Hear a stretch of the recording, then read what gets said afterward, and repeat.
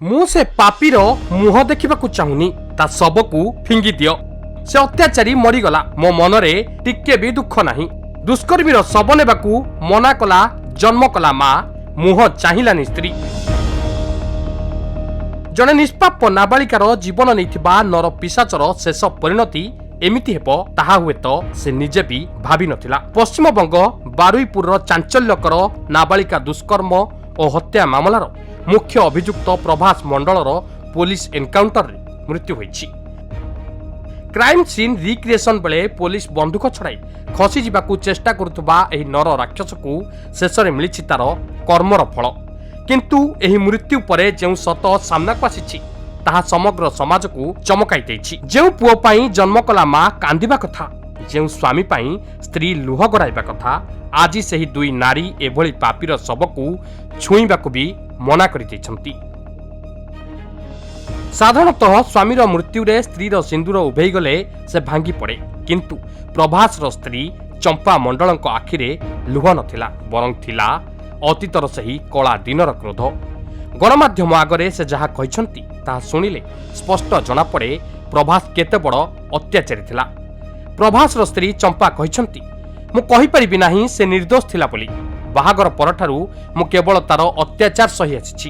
ସେ କୌଣସି କାମଧନ୍ଦା କରୁନଥିଲା, ଦିନସାରା ଘରେ ବସି ରହୁଥିଲା। ଯେତେବେଳେ ଏହି নাবালিকা ମାମଲାରେ ତାର ନାଁ ଆସିଲା, মতে লাগিলা সে এমিতি জঘন্য কাণ্ড নিশ্চয় করিপারে। বলতে ও তো নোংরামো তো এমনি ছিল, তো বিশ্বাস করার কিছু মতন নেই, বুঝেছো? আচ্ছা যে ও করবে না কি এটা আমি বলতে পারছি না যে করেনি। আচ্ছা কেন এরকমই আমার বিয়ে পরেও আমি ওর নোংরামো দেখেছি, অনেক অত্যাচার করে আমি এখন সংসার করছি। তো এটা আমি মানে মেনেই নিয়েছি যে ও করেছে। আচ্ছা তা এই যে পুলিশের গুলিতে মারা গেল, কিছু বলবেন? না, ও অন্যায় করেছে, ও দোষ করেছে, ও হচ্ছে গুলি খেয়েছে, এটা বলার কিছু নেই। আচ্ছা আপনি কি চাইছেন এখন? কি চাইছি বলতে যে ওখানে তো বারুইপুরে আমাদের যেতে বলছে, যাবো। স্বামীর দেহ নেবেন? মেয়ে বলতে যদি রাজি, বাড়ির লোক সবাই রাজি হয় তো আনা হবে। আচ্ছা আপনার কয় সন্তান? একটা ছেলে। আচ্ছা ସ୍ତ୍ରୀ ତ ସ୍ୱାମୀର ପାପକୁ ନିନ୍ଦା କଲା, ହେଲେ ଜନ୍ମ କଲା ମା। ମାର କଲିଜା ତ ପୁଅ ପାଇଁ କାନ୍ଦିବା କଥା।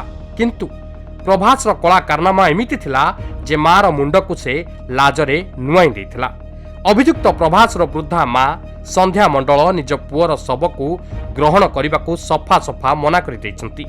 ପୋଲିସ ଯେତେବେଳେ ଘରକୁ ଯାଇ ପୁଅର ଏନକାଉଣ୍ଟର ଖବର ଦେଲା, ସେତେବେଳେ ମା କହିଥିଲେ, ମୋ ପୁଅ ଯେଉଁ ପାପ କରିଛି ସେଥିପାଇଁ ତାକୁ ଏହି ଶାସ୍ତି ମିଳିଛି। ମୁଁ ତାର ଶବ ନେବି ନାହିଁ କି ଘରକୁ ଆଣିବି ନାହିଁ। ପୋଲିସ ତା ଶବ ସହ ଯାହା ଚାହିଁବ ତାହା କରୁ, ମୋର କୌଣସି ଆପତ୍ତି ନାହିଁ। আমার কষ্ট, মার তো কষ্ট হবে, আমি সে কষ্ট দরকার নেই। ও যা কর্ম করেছে তাতেই গেছে আমার শান্তি। মানে ও যে নাবালিকার সঙ্গে যে হ্যাঁ। অত্যাচার করেছে, যা করেছে তাতেই ওর মৃত্যু হয়ে গেছে, ভালোই হয়েছে। আপনারা কি মৃতদেহ আনতে যাবেন?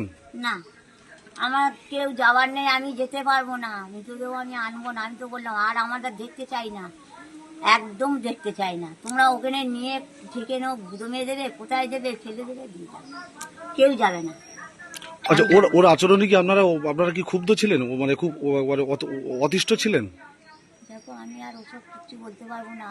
ও যে গেলে আমাদের কথা শুনি, বিশেষ করে মার কথা যদি না শুনি, নিজে নেশা ভাঙ করে, তা আমার অত আর কিচ্ছু বলার নেই। আপনার কি নাম? শুনলাম পুলিশ কখন এসেছিল? এই তো এই সকালে। ଜଣେ ନିଷ୍ପାପ ଝିଅକୁ ଦୁଷ୍କର୍ମ ପରେ ହତ୍ୟା କରି ପୋଖରୀରେ ଫିଙ୍ଗିଦେବା ଭଳି କ୍ରୂର କାଣ୍ଡ ଭିଆଇଥିବା ପ୍ରଭାସ ମଣ୍ଡଳ ଭଳି ରାକ୍ଷସର ଅନ୍ତ ଘଟିଛି। କିନ୍ତୁ ତାର ଏହି ପାପର ପ୍ରାୟଶ୍ଚିତ ଏମିତି ହେଲା ଯେ ମୃତ୍ୟୁ ପରେ ଦୁଇ ଟୋପା ଲୁହ ଝରାଇବାକୁ କିମ୍ବା ତାର ଶେଷ ସତ୍କାର କରିବାକୁ ନିଜ ରକ୍ତ ସମ୍ପର୍କ ମଧ୍ୟ ଆଗକୁ ଆସିଲେ ନାହିଁ। ଜଣେ ନିଷ୍ପାପ ନାବାଳିକାକୁ ଝୁଣି ଖାଇଥିବା ଏହି ନର ପିଶାଚର ଶେଷ ସମୟରେ ପରିବାର ବି ତାକୁ ତ୍ୟାଗ କରିଦେଇଛି। ଏହି ଘଟଣା ସମାଜର ସେହି ସବୁ ବିକୃତ ମାନସିକତାର ଅପରାଧୀଙ୍କ ପାଇଁ ଏକ ବଡ଼ ଚେତାବନୀ, ଯେଉଁମାନେ ଭାବନ୍ତି ନାରୀ ଉପରେ ଅତ୍ୟାଚାର କରି ସେମାନେ ବଞ୍ଚିଯିବେ। ବ୍ୟୁରୋ ରିପୋର୍ଟ, ଖବର ଓଡ଼ିଶା।